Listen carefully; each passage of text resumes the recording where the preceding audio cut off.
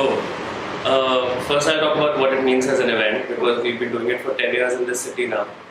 And I remember from the first flight till now, there's been so many changes, there have been so many conversations, there's been so many people who have gotten involved in it. So just that incident and how it leaks into our daily lives and how it affects our daily lives and how it affects our conversations in the city among friends and friends of friends and their friends. It has meant a great deal. I remember the first Pride, I was a student in Delhi University, a master's student, I think, or last year bachelor's. And the Pride was supposed to be organized, and I remember feeling really iffy. I remember I bought like 15 black bangles, thought of myself as very chic, but just that ride from the metro, from the Vishwavidyalaya station till Rajiv Chowk, I remember I wrapped it around a handkerchief, around those bangles, because I was feeling really crazy about it. But that moment when you come to Tolstoy Marg and Barakhamba Road crossing, at that moment you could unfurl that handkerchief and you could be yourself. So yeah, it has meant a great deal just that from that little moment years back to now, where of course the numbers have increased, the conversations have increased, the challenges have increased, the conflicts within what should the role of Pride be has increased. So I think, it has meant a great deal. And Pride in daily life, I think, where anything to do with your gendered behavior or anything to do with your sexual orientation doesn't impinge on the fullest life that you can lead. And the thing is, it usually does, whether it's a university campus or whether it's any other workplace or whether it's vis-a-vis your family. If you're a queer child or if you are a genderqueer child or if your gender behavior doesn't match the gender that you were assigned at birth, it usually eats into you. It usually obstructs you. It usually depletes on your emotions. It usually places you at some kind of odd angle vis-a-vis your family or workplace, and that has happened too. So Pride would be a kind of resistance mechanism against those obstructions. I mean, it could not be, because there are ways in which even art which is purportedly saying that it is not political, it is actually taking one kind of position or the other. And if it's saying it's not taking any position, it's status quoist, which is one kind of position altogether. But I remember, at least from the last few years, about 10 years in which I've been doing poetry in this city, there are some poems which are meant for like big platforms. There are some poems which are meant to be read aloud to like 1,000 people in front of you. There are some poems which are supposed to be read at Ramila Maidan or Jantar Mantar. And I think those poems sometimes have hopefully a direct hit. Those poems sometimes happily have a very direct target as well. So I remember it was the third or the fourth Pride in which I read a poem against, that was around the time when Baba Ramdev had claimed that he can cure homosexuality through pranayam, through yoga. And I remember reading a poem around then. So that is it's an openly political poem. But lately, of course, one has also thought about how does it happen, because a political point or a political lesson doesn't have to be hammered into people's heads always. If people see you struggling or happy, if people see you making the most out of your life, if people see you experiencing love and loss, and if people see you living your political desires, then they will automatically learn from it, no? Like they don't have to be told, they don't have to be given like spoon-fed a certain kind of political ideology. So I think now the kind of poetry which I end up writing is inspired by a whole lot of people. So whether it is Rafiq Ziada, who's a Palestinian poet, or Anish Aranya Verma, who's just a slam poet who was in Delhi and is currently at Oxford, I think, then Faiz Ahmad Faiz.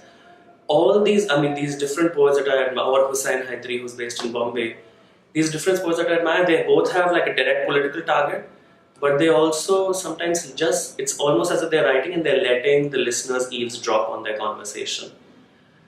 So you end up writing as much, for instance, if I write a poem about heartbreak, automatically what is also happening is not just that this one person who's crying about his loss, but what is also happening is that a queer person is coming across as a full-bodied person, as an emotionally rounded person. And what it immediately takes away from is an ideology of those set of people who think that queer people are not human enough, or queer people are not real enough, or queer people are interested in only one set of things or the other. So you just live your best life and let others look in. And so that is also the kind of poetry one writes.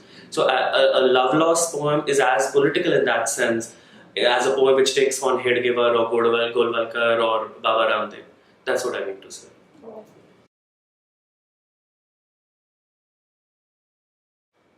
I mean, it has been very encouraging in person when readings are happening, except one or two occasions. What I realize is that now, if you read a certain kind of feel-good queer poetry, then you have enough of an audience and people who clap and they're all very nice and laughing, and it'll end there. But actually, if you start talking about the hierarchies within the queer movement, if you start talking about the social dissensions within the queer movement, if you spoil the party, if you talk about class or caste within the queer movement, or if you talk about Kashmir at a public occasion, whether in Delhi or Jaipur or Chandigarh, that's when the fans come out. That's when you can see anger. That's when you can see real discomfort in the audience. I was having this conversation with a Kashmiri writer called Malik Sajjad, who has written this graphic novel called Munnu, a boy from Kashmir. And it's about growing up in Kashmir in the 90s and the 2000s and everything that the Indian state is responsible for in Kashmir becoming a very real thing in his life. And I remember having this conversation with him during the Chandigarh Lit Fest, and there was a group of different they said they were a Kashmiri Pandit organization, and there were different people who had placed themselves at different points in the auditorium, like left, right, piche, like they had planned this whole thing, and at some point during the discussion, they just stopped anyone from having a discussion and they shouted slogans. And very soon a conversation which was a fairly layered conversation with the Kashmiri author devolved into Bharat Mata Ki Jai. And so I think there are certain points which prick. So Aditi Angaras and I are actually quite damn excited about this, and it's an anthology of queer poetry from across South Asia. And HarperCollins had gotten in touch with us and they said, can you do this? And we thought it's a really good idea.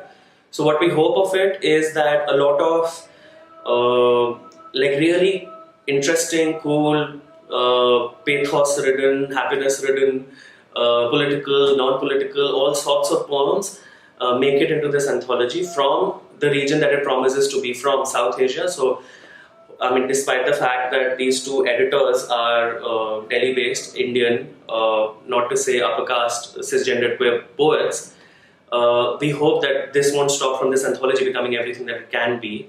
And so we've already, it's been a week since the call for submissions went out. We've got about 80 submissions. So that's great. So we hope a lot of diverse, a lot of interesting voices from Pakistan, Bangladesh, Sri Lanka, Nepal, Bhutan, Maldives, Afghanistan, and also this small country we call India, will make it into this collection. Because there have been other collections. There's been Ashwini Subthankar's Facing the Mirror. There's been Minal Hajratwala's Out. There's been a book of queer erotica. There's been Hoshang Merchant's, the granddad of some of the homos, Yarana, which came out in 1999. But I think it's a moment, every conversation that we've had so far, it's a really interesting political moment within queer movements in this country right now. And I hope this anthology will represent at least a slice of it. Yeah.